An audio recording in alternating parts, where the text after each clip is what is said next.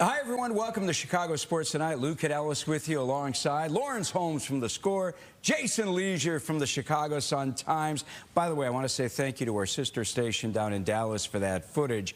Prior to about 7:30, the Luka blockbuster, that was the biggest story in Chicago. And then Zach LaVine finally gets moved. Give me your first initial thoughts. I feel like they didn't get enough and they've waited too long, and you finally got to a place where Zach was happy and playing well. So I guess it's the best time to trade him. It just seems like they waited too long on this whole thing, and not getting the right return doesn't feel very good. That sums up Zach's time in Chicago, too. Took too long, not good enough. I mean, they had one winning season in his 8 years here. Then definitely a disappointment, and didn't get their return on investment with that one. All right, for those of you that aren't aware of the trade, Zach LaVine gets traded to Sacramento, part of a three-team trade. The Bulls get Zach Collins, Trey Jones, Kevin Huerter. They receive full control of their 2025 first-round pick back from the Spurs. The Kings reunite LaVine with DeMar DeRozan. Sacramento, by the way, also gets 3 first-round picks, 3 second-round picks, and the Spurs get De'Aaron Fox and Jordan McLaughlin to team up with Wemby. Do you think the Doncic-Anthony Davis trade finally inspired Arturas Karnisovas to do something? Because you and I talked about it, Laurence, when you first walked in tonight. I said, man, we have been waiting for how long for AK to finally move Zach LaVine?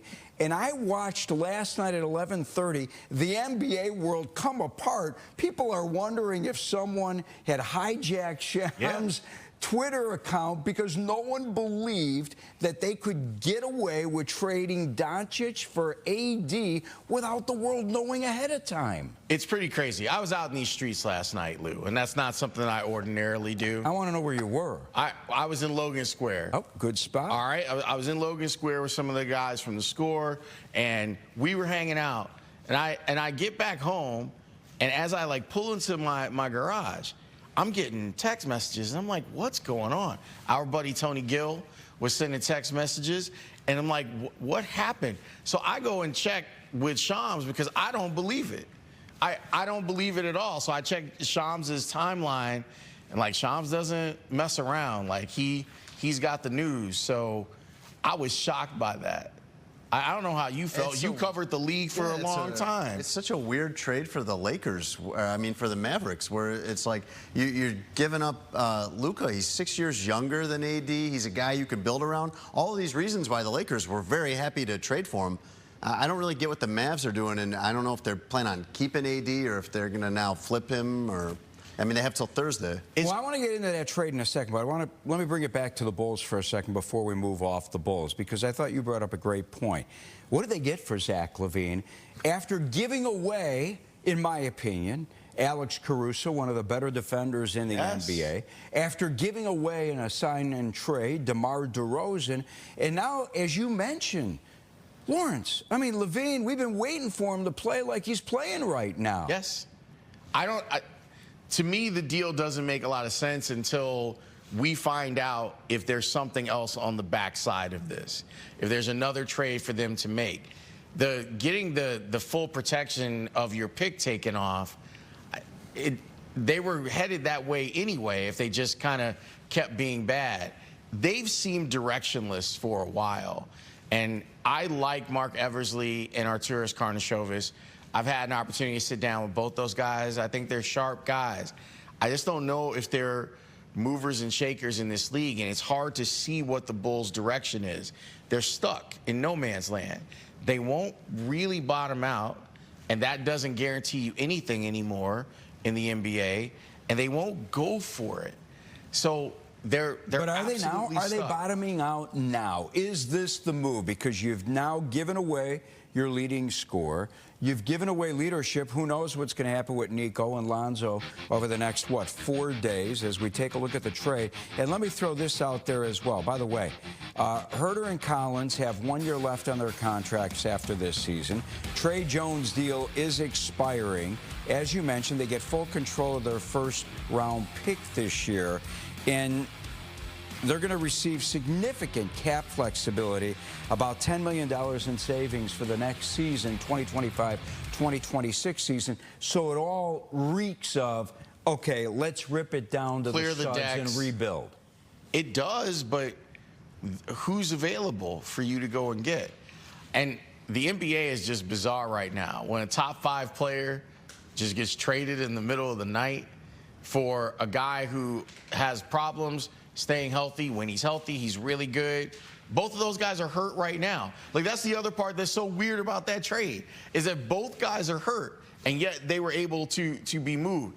As far as Zach goes, I was happy that he seemed to finally be happy. But I guess that's the best way, because I think that he had been playing a character.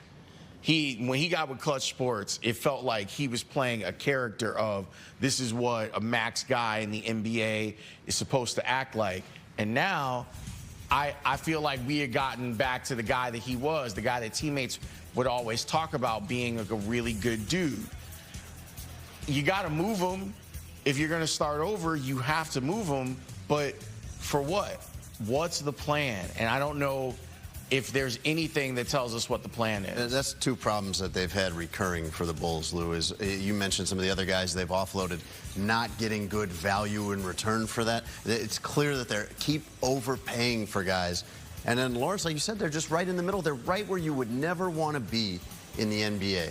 They're right. I mean, even if this plan had worked well with Vooch and Zach and Lonzo, I mean, you're still talking about a 4 seed, a 5 seed on its best day. That's just not good enough in the NBA. That is directionless. That's not really going for the top. All right, let's talk you about go to the bottom or the top, but being in the middle is kind of pointless. Let's talk about the Lakers now, because the Lakers need a big man. Any chance that Niko Vucevic goes to L.A. Oh, so you trying to get Vooch up out of here too, Lou? Well, I think Vooch is a goner as well. I mean, I really believe that AK is now just going to clear the deck. Well, they don't really have any presence in the middle anymore with AD gone, but it's not like Vooch plays defense, and you've already got Luka out on the wing. They'll be giving up 200 points a game. I mean, it's going to be a struggle for them to stop people, that's for sure. But if you're the Bulls and you've already dumped Zach, I mean, and you're too late really doing that, like, move everything else along. Are there any untouchables on the Bulls roster right now? Even I don't know why there would be. I if love you found Modest. someone Like, from Modest, Modest is like my favorite thing to watch on this Bulls team.